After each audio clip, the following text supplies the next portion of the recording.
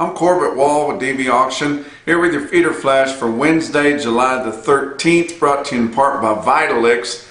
Vitalix has multiple options for controlling and repelling the fly population in your herd on many different tub products. Get the blue tub, go to Vitalix.com. The board supports new feeder highs, and all month, even with the big holiday interruption, we just every day progressively this market gets higher, and it's hard to excite us anymore. It's amazing what we'll get used to anymore. You know, 500-pound $2 steers don't impress us anymore. $180 8-weight steers don't impress us anymore. You know, it just gets ranker and ranker everywhere you look. We got the big videos going on. They just get wilder and wilder every single day that goes by, and we have kind of been wondering whether or not the board was going to support that, even though your feeder board has been trading at a premium to that. But it's the August board. We didn't have a June contract, didn't have a July contract, so we were wondering if it was going to continue to pull things up. Well, man, did we get the results of that on Tuesday. Of course, your grains were down big with a big grain report coming out there late in the morning. But your feeder cattle futures just shot up almost $5 on the contract higher for August, and September was up big. They were all up big, and so that helped. Live cattle futures still trading at a huge discount to what the market is and what your five area feeding weighted average is in your five area feeding region, excuse me. But you know, I don't know what we're going to do about that. The live cattle futures have failed us the last couple of months here, and people are getting very frustrated about that. But feeder board was sure up there. Maybe we need to go to a cash settlement on your live cattle futures. I never thought I would believe that, but with the big fail last month in June on your the cattle that were delivered, and then it killed the board, and all the while trading foot back of what your cash market was. It just doesn't seem like it works anymore.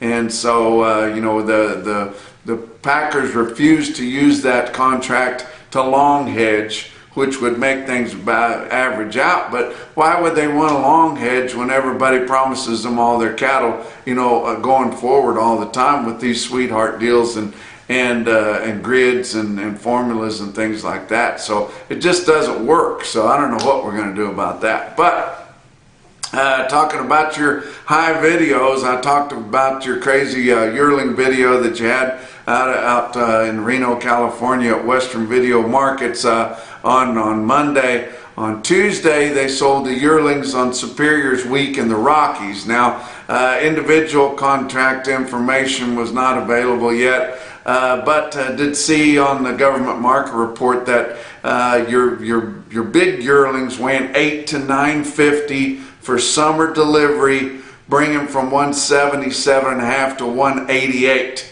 And some program cattle as high as 195 on those weighing 8 to 950. Pretty darn smoky there, guys. Did see we're getting into the fancy calves and Western Video Market sale on Tuesday. Robert Foster Ranch out of Taylorsville, California.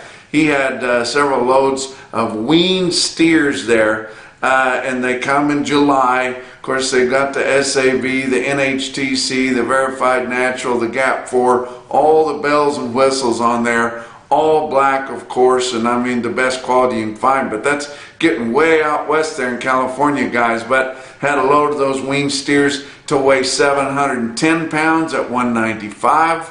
Another load to weigh 780 at 192. Another load to weigh 865 at 189. And then he had a load of heifers weighing 7 1/4 at 190. And I would say those were positively replacements, but being gap 4 and all that, as wild as things are, somebody's probably going to feed them. But that is Holly Foster's ranch. It's her dad's ranch there that she lives on, and she does the books and keeps everything rolling for Western Video Market. We work closely with her at DV Auction to make sure we get all the videos in the right order and everything's going good so we can take the online bids for that sale. But Holly's a good friend of mine. She's good people, and I haven't ever been out to their ranch, but I see a lot of pictures on social media, and it's a beautiful place out there. But let's talk about your board on Tuesday.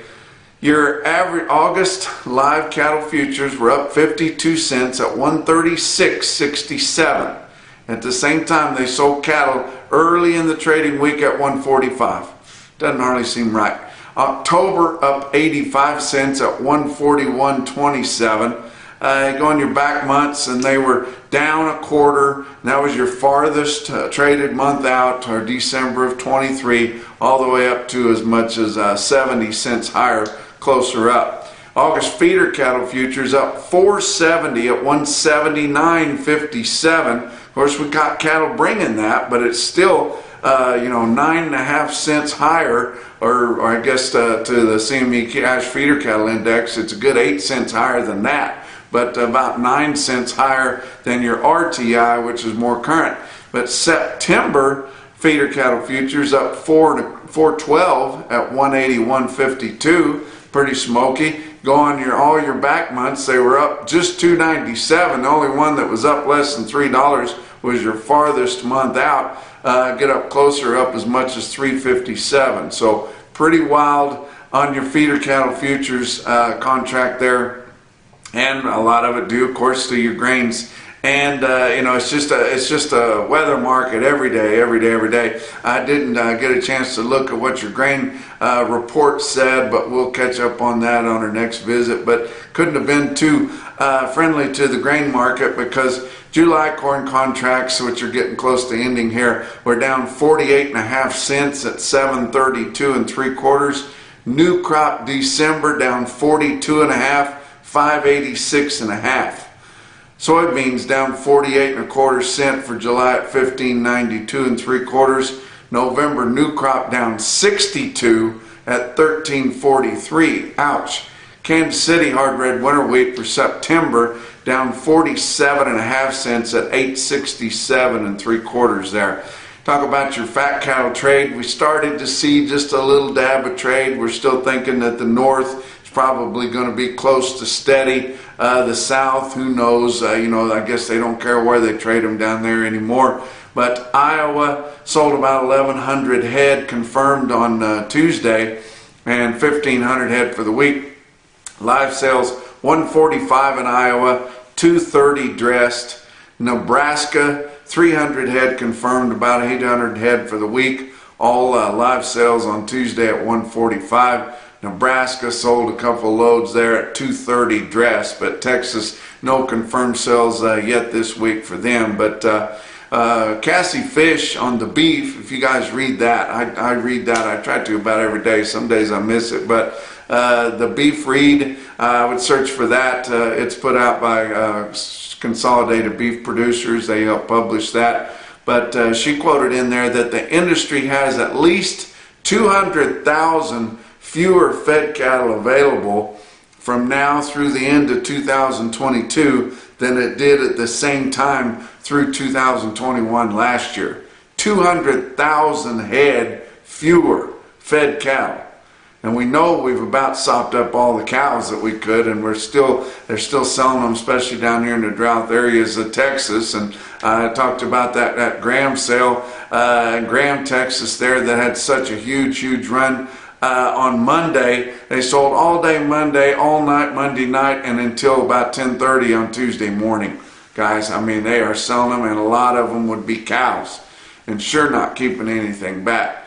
But I wanted to talk to you. They're always talking about how these formula cattle are selling so much better than the live cattle, and that's why the guys in the Southern Plains don't really care what the cash market is, and they don't sell enough on them to really establish the market. But I wanted to show you that report that's only been coming out for a year or so from USDA. Your dressed basis distribution, this is the net price The net price for cattle, whether they were negotiated or whether they were formula or negotiated grid or whatever they were. But you look at this graph here, your higher prices are to the right. So the farthest to the right is the higher they go, to the left, the lower they go. Most of your formula trades, we can see pretty easily if you look at these two graphs. I'm going to show you the other in a minute, but most of your formula trades are dressed.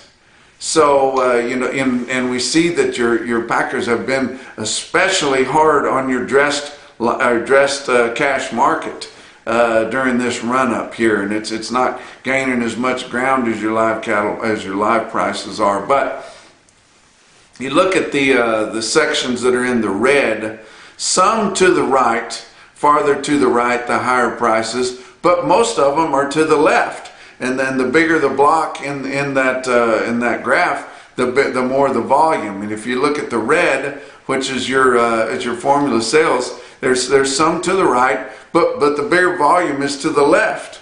And the midpoint there is what you know, what your average is. Your yellow, which is negotiated, you can see on this dress graph here, is much too thin to be establishing the base for all the red trade and the rest of it too. That's the first thing that you see.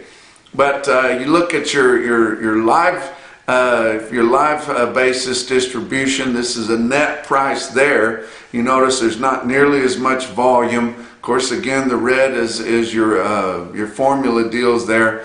But all your volume in negotiation is to the right, and you see on the right side, way out right there, that's the big prices and the volumes that they're traded in the northern plains. Then you don't see too much in the middle there, except for some of the red, which is your formula trade, and then all the way to the left, that's the southern plains and that big bar there. But you know, it's not really the truth that the cattle are all bringing more in those sweetheart deals than in the formulas, because you know, you would be able to see this. This is information, comes from USDA, comes from mandatory price reporting. It's right. The only thing that we wish it wasn't nationwide. We wish it was per district there, where we could really see the difference, but likely confidentiality keeps them from putting that price out. But this is nationwide, what I showed you, but still kind of interesting if you kind of take a look at what's going on. Talk about what else is going on. Western Video Market is a partner with DV Auction here. We've taken their online bids for several years. They're selling about half that big sale out in Reno online on DV Auction. Of course, it's on Dish Network too, but it's hard to bid over Dish Network. And so you got a lot more people watching it on WVMcattle.com or on DVAuction.com. It's the same console, but they're doing a good job there scrolling those bids and selling a lot of the cattle online there. But I want to talk to you about the heart and soul of Western Video Market, and that is the living legend and the icon of Ellington Peak. Tell you what, I mean, he had, of course, everybody argues about who had the first video sales, but Ellington Peak told me that way back in the 80s, before we even had internet or anything like that, and had a hard time with videos, he used to take bus loads of buyers around and have cowboys bring the cattle up to the road and show the cattle that way and have load lot sales that way. I guarantee you he was the first one to do that. But Ellington Peak, like I said, he's just an icon in the industry. He's in his mid-90s there. He looks like $1 million. Working the phones there, talking to buyers on there that just want to talk to him. Of course, they had a huge crowd there at Silver Legacy, and all those people want to talk to him too. And he's sharp as a tack. He remembers everything, and he's some of those people that I absolutely love, and I feel I can call him a close friend, because I do talk to him regularly, and every time I see him we have a great time, great visit. But he is one of those guys that can tell you stories about stuff that he did, I mean, just decades and decades ago, 50, 60 years ago. He can tell you stories and got the neatest stories of doing that. Now, a lot of the old guys can do that, but most of them aren't still making the stories and the memories. him and Jimmy Craig is the only ones that I really know that are still doing that. But I tell you what, I love Ellington Peak, and I just wanted to talk to him about him a little bit because he is the heart and soul of Western Video Market, along with his son Brad Peak and partner John Rogers, who's also a world champion livestock auctioneer. But I really like those people out there, and like I said on a previous visit, I wished I was out there with them. Let's talk about your feeder cattle market. Your real-time index on DV auction late in the day on Tuesday sitting at 170.32, up 278. Now, was it up 278 because we had so many cash sales that drug it up on Tuesday here? Not really. I think it had more to do, it's a 7-day moving average, it had more to do with getting that holiday gone. So the holiday was a week ago Monday. You got that holiday knocked off of there. Now we got all these good prices in there on the 7-day moving average that's been happening since we got back from the 4th. So big gains there on your real-time index. Talk about your high volume sales. How about Ozarks Regional Stockyard, West Plains, Missouri? 5,500 head there in the ring, in the barn in that sale. Big run for them. Yearling feeders were $2 to $4 higher. Steer calves were mixed. Heifer calves $3 to $6 higher, but a really good sale there. Dan Hill, my buddy, the market reporter there, did say that it is starting to get dry there, and it's pretty rocky in that country, and they're always a week out away from a drought, and it's been a few weeks since they've had a good rain. Talk about some of your individual quotes from around. How about Denny Rezac Livestock Commission, St. Mary's, Kansas? They sell 59 head of 906-pound steers at $176.85. Wow. How about Holton Livestock Exchange in Holton, Kansas? My friend Mark Service there gave me this quote. He was a former owner and manager of St. Joe Stockyards. He told me about the Jeff Kathleen cattle. 64 head of them weighed 821 at 186.10. Then we moved to a market further west, Tri-State Livestock Exchange in Ray, Colorado. They don't have big feeder runs there all the time, but my gosh, when they do, they've got plenty of buyers supporting that. But how about 157 head of 903-pound steers in Ray, Colorado at 179.25? But your Zoeta stick-out sale of the day was Kimball Livestock Exchange in Kimball, South Dakota. They had a light run in perspective of what they normally have, but they were all pretty much loads of yearlings and out-of-sight prices. Only about 1,400 head of feeders there, but my goodness, look at this automated market report through Cattle Market Central. 523 head of 8-weight steers averaged $852 at $190.34 on the weighted average price. 298 head of 9-weight steers in Kimball averaged $959 with a weighted average price of $172.08. Look how well the heifers sell. 134 head of 8-weight yearling heifers there averaged $852 with a weighted average price of $165.50. 242 head of 9-weight heifers averaged $943 at $152.43. But also your National Beef Wire top quote for the day come out of Kimball Livestock Exchange. It was 71 head of 802-pound steers, bring $193. And that's your feeder flash for Wednesday.